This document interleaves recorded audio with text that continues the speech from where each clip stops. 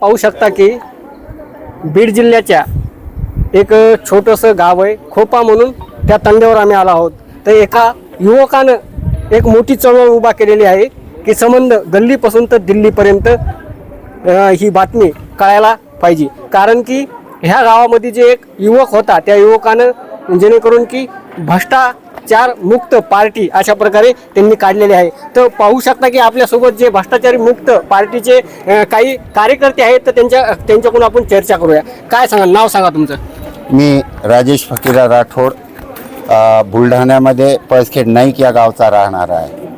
बरं, मला एक बोलायचं की तुम्ही ह्या ठिकाणी जे भ्रष्टाचार मुक्त जी पार्टी काढली आहे तर ह्या पार्टीला जवळपास किती दिवस झाले आणि कशा प्रकारे तुमचं काम चालू आहे? आम्ही आत्ता नेमकंच याचं सुरुवात केलेली आहे, परंतु या भ्रष्टाचारावर 2015 पासून आमचा अभ्यास चालू आहे.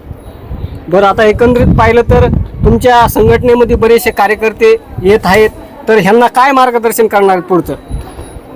आमचं सगळ्यात मोठं एकच उद्दिष्ट आहे की भ्रष्टाचार मुक्त भारत, आणि त्याच हिशोबानं आम्ही आमच्या कार्यकर्त्यांना मार्गदर्शन करणार आहोत. बरं, आतापर्यंत पाहिलं तर असं बोललं जातं की बाबा आता सध्या देशावर जे राज्यकर्ते आहेत ते भाजप सरकार आहे देशावर बसलेलं, जे की मोदी सरकार ह्या देशाचे पंतप्रधान आहेत. वेगवेगळ्या प्रकारे मोठमोठाले रस्ते होतात, बऱ्याचशा प्रकारे वेगवेगळा विकास आपल्याला पाहायला मिळतोय, पण तुम्ही एकदम भ्रष्टाचार मुक्त अशा प्रकारे बोलताय. काय सांगाल?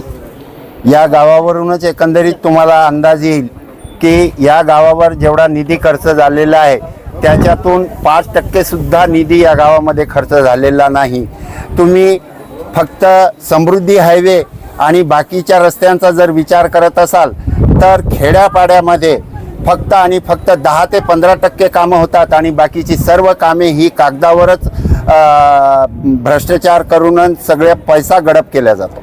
बरं, एका बाजूला पाहिलं तर आम्ही तुमच्या गावात येते वेळेस वेगवेगळे बॅरिकेटर आम्हाला लागलेले दिसले. तुम्ही काय शाळा विक्री काढली, पंचायत समिती काय सभागृह ते विक्री काढले, असे बरेचसे तुमचे मुद्दे आहेत.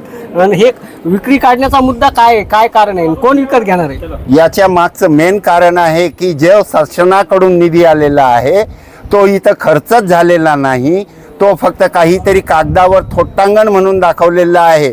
त्याच्यामुळे वस्तुस्थिती ही आहे की जी वस्तू जी इथे उपलब्ध नाही म्हणून ती आम्ही विक्री काढलेली आहे. पाहू शकता की एकंदरीत पाहिलं तर ह्या ठिकाणी जे पूर्ण ग्रंथालय त्यांनी उभा केलेलं आहे.